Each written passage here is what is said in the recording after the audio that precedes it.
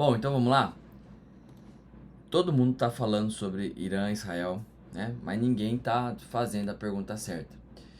A pergunta não é se vai ter guerra. A pergunta é qual o equilíbrio do poder real?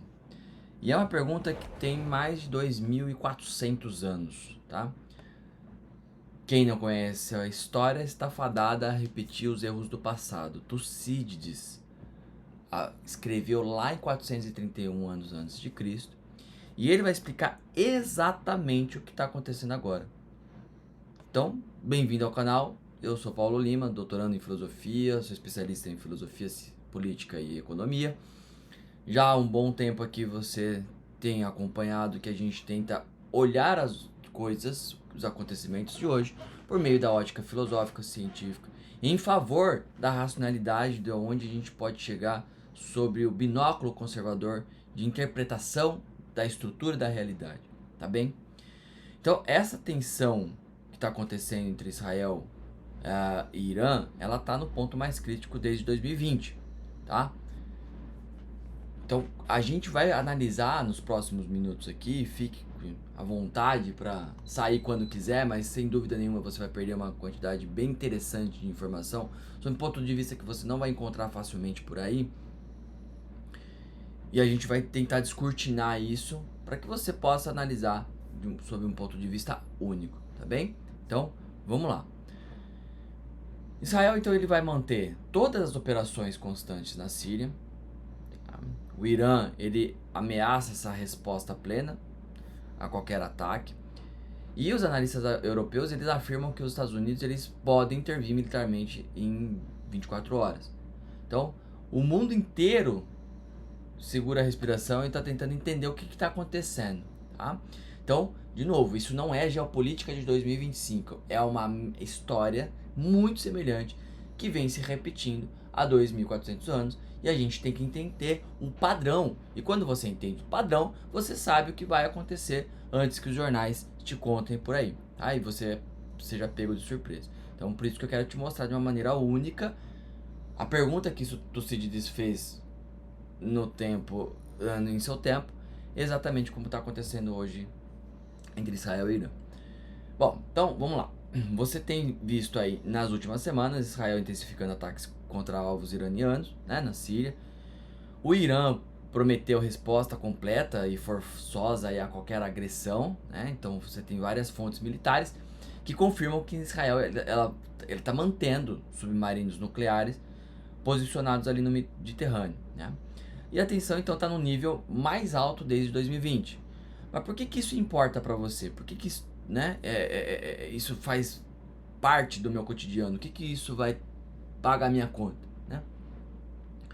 Bom, historicamente, uma potência regional que desafia os Estados Unidos, assim, duas coisas acontecem.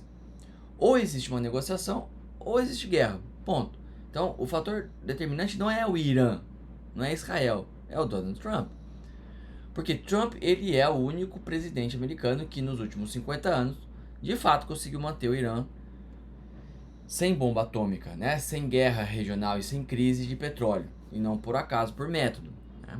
Então, os testes, a tentativa do Irã nunca parou de buscar a sua própria bomba atômica. E aquela velha história de quanto mais bomba atômica um país tem, mais poder de gritar com o outro e se demonstrar uma autoridade aí no âmbito universal, tem. Mas esse método ele tem raízes no pensamento de 2.400 anos, tá? Por quê? Lá atrás, como eu comentei, em 431 a.C., o historiador grego Tucídides ele escreveu sobre a guerra do Peloponeso, né? Então ele identificou o que a gente chama hoje de armadilhas de Tucídides, tá? Quando uma potência ela emerge, ameaça e ameaça uma potência já estabelecida, a guerra se torna quase inevitável. Então o que Tucídides escreveu? O que tornou a guerra inevitável foi o crescimento do poder ateniense e o medo que isso Esparta, né? Então, a gente pode substituir Atenas por Irã, Esparta por Israel, e você vai ter a mesma situação. Então, o Irã, ele está construindo o seu poder, e Israel está com medo, né? E a história, ela vai ensinar que quando esses dois fatores se encontram, a guerra é um resultado mais provável. Tá? Mas se a gente for parar pra pensar, veja que interessante. Se é assim, por que não houve guerra em 2020, 21, 22, 23, 24? Por que agora e não antes? Por que só agora a tensão tá no limite, né? Do tecido aí que separava a paz dessa resposta toda de guerra. Bom, só existe um nomezinho aí que nos responde com muita eloquência o motivo pelo qual estamos sendo levados, o mundo está sendo levado a isso. O Trump. Qual que é a pergunta que muda todo o roteiro? O Tucídides, ele fez uma pergunta simples que a gente vai conseguir entender a real dimensão do conflito.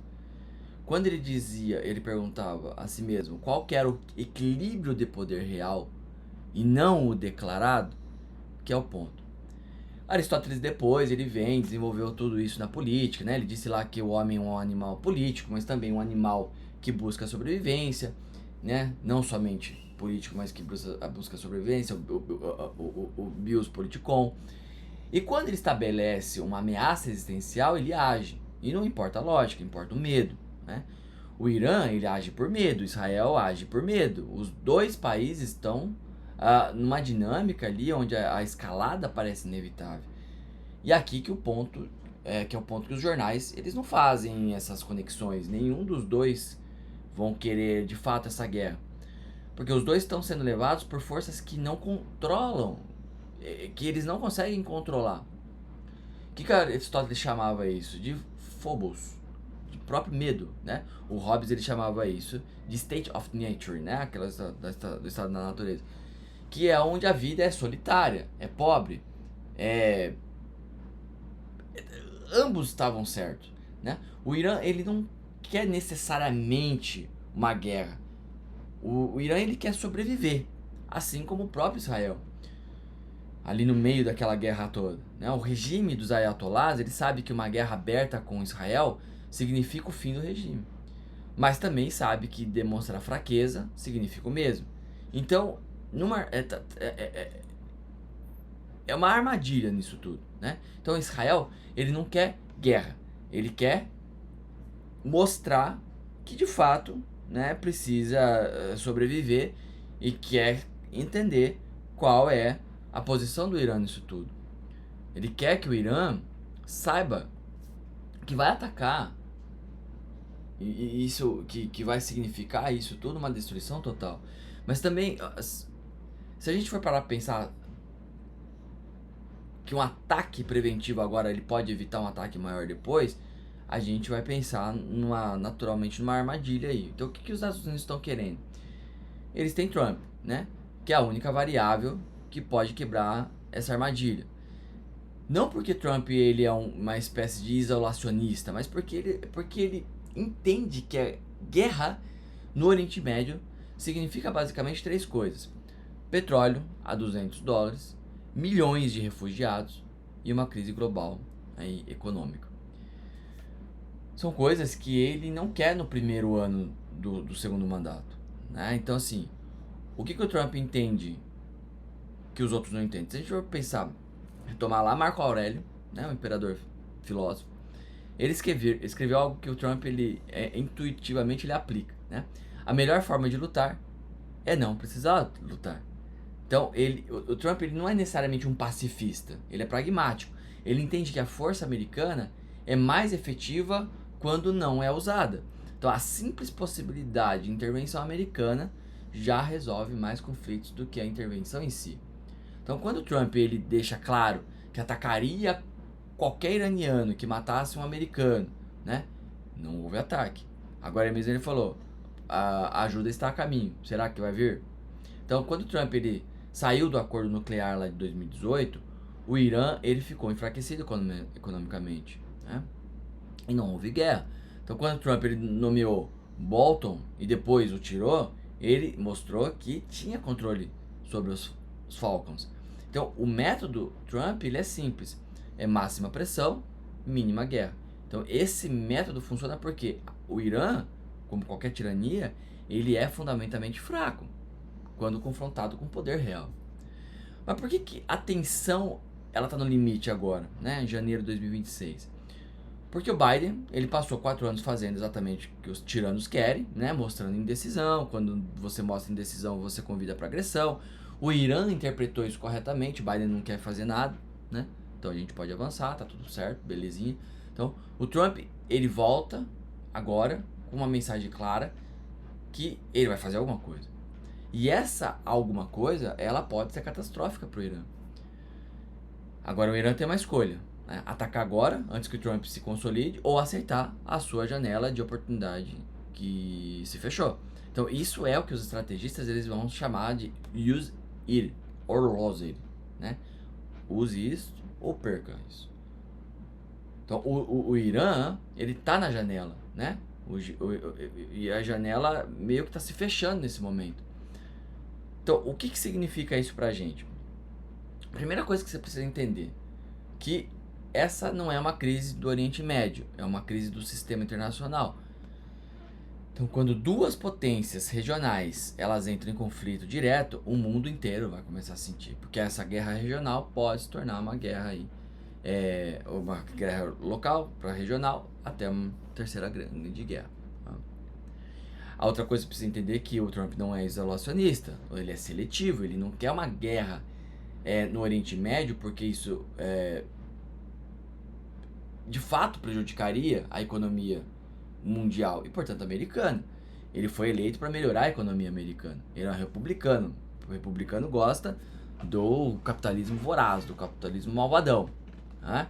A coisa do imigrante impulsionar a economia americana é o que a gente sempre fala aqui. Por que ele vai dificultar tanto a vida do imigrante? Então, no papel, muitas vezes é diferente. E o terceiro ponto que você precisa entender é que você não precisa ser especialista em geopolítica para ver o padrão, né? Você precisa saber o que procurar. E o que procurar é: o Irã, ele está em desvantagem, mas não pode recuar. E Israel, ele tem uma certa vantagem, mas também não pode dar espaço. Os Estados Unidos, eles estão aí numa posição de arbitrar, né? Mas só se eles quiserem. Então, quais são o que a gente poderia desenhar, mapear aqui para possíveis cenários que poderiam acontecer nessa coisa toda? A primeira prisma aí sobre a ótica do Trump negociador, né? Seria aquilo que ele faz de melhor desde que se entende o Trump pelo Trump, né? Telefona ali pro Irã, oferece alguma coisa em troca de desescalada. O Irã aceita porque precisa de alívio econômico, a crise passa, o mercado sabe que isso funcionaria e, portanto, começa a se aquecer, você nem percebe que quase houve uma guerra e a coisa alivia. Um possível cenário aí alternativo, um segundo cenário, o Trump ele ataca, tá?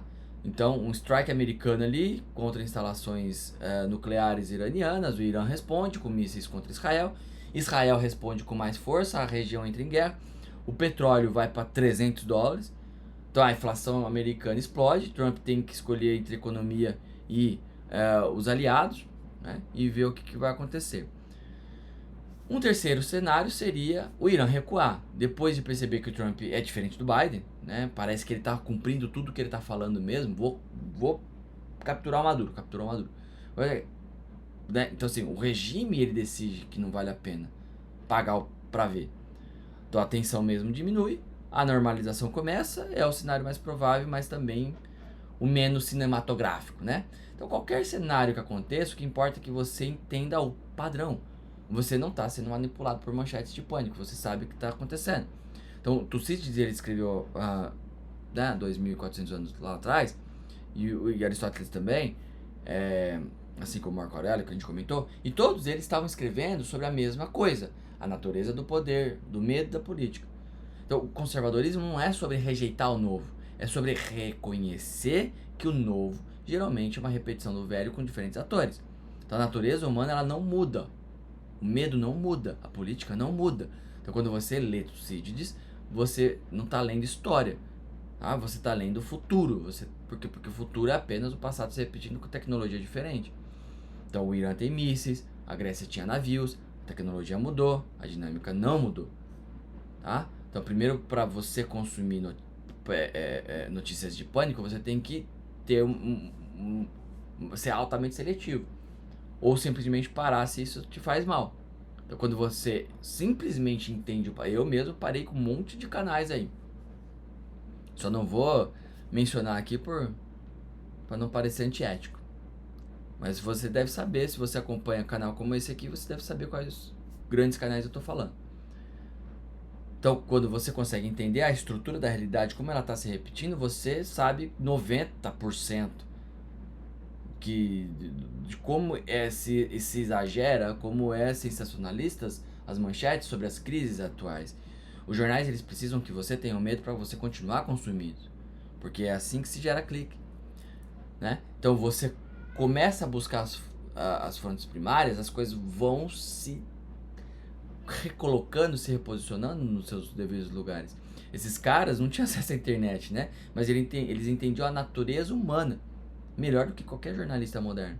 Então, na dúvida, vai reler Platão, vai reler a República, vai reler Ética Nicômaco, vai reler a Política de Aristóteles. Então, os princípios, eles são os mesmos. Poder real importa mais que retórica.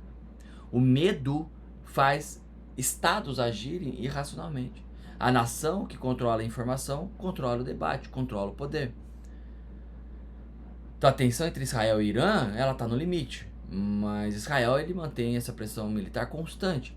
O Irã, ele prometeu vingança. O mundo inteiro tá em pânico. Mas você não deveria estar, por quê? Porque você sabe que essa é apenas a mais recente repetição de um padrão que Tucídides identificou lá atrás. Então você sabe que o Trump, ele é a variável que pode quebrar esse padrão. E você sabe que, independentemente do que vai acontecer, você tem as ferramentas intelectuais para entender. Né? Não é preciso você ser especialista em Oriente Médio, é preciso ser especialista em natureza humana. Então releia os clássicos. A natureza humana não muda. Vai reler Hume, ou ler Hume, né? Locke, e assim vai. Tá bem? Bom, esse é o tipo de análise que você não encontra, né, por aí. Vai encontrar na nossa imersão Guardião da Tradição, tá? Onde a gente vai descortinar toda a filosofia clássica, como que ela lida com os problemas contemporâneos. Tá bem? Então eu espero que isso seja útil para você. Eu espero que você possa aqui clicar também e fazer parte desse time. Em breve eu vou fazer algumas promoçõezinhas, por enquanto está no preço normal. Fique muito à vontade também. Não quero, tem o e-book aqui, é muito legal.